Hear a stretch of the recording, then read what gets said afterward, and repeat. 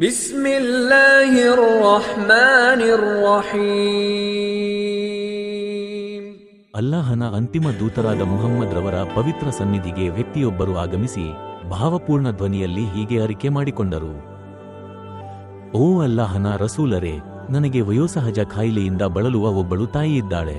ಪ್ರತಿದಿನವೂ ಅವಳನ್ನು ನನ್ನ ಬೆನ್ನ ಮೇಲೆ ಹೊತ್ತುಕೊಂಡು ಪ್ರಾರ್ಥನೆಗೆ ಕರೆದೊಯ್ಯುತ್ತೇನೆ ಮತ್ತು ಮತ್ತೆ ಮನೆಗೆ ತರುತ್ತೇನೆ.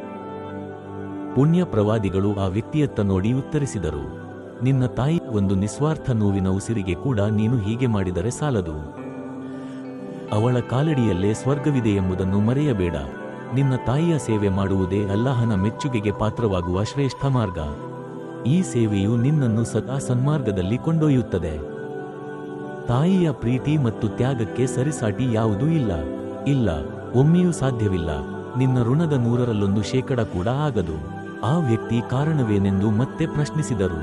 ನಬಿ ಸ್ವಲ್ಲಲ್ಲಾಹು ಅಲೈಹಿ ವಸಲ್ಲಮರು ಪ್ರತಿಕ್ರಿಯಿಸಿದರು, ನಿನ್ನ ತಾಯಿ ನಿನ್ನನ್ನು ಬೆಳೆಸಿದ್ದು, ಪೋಷಿಸಿದ್ದು ನೀನು ಬದುಕಬೇಕು ಎಂಬ ನಿಯತ್ತಿನಲ್ಲಿ. ನಿನ್ನ ಮುದುಕಿಯಾದ ತಾಯಿಯ ಆರೈಕೆಯನ್ನು ಮಾಡುವುದು ಮರಣ ಹೊಂದುವುದನ್ನು ಕಾದುಕೊಂಡಾಗಿದೆ.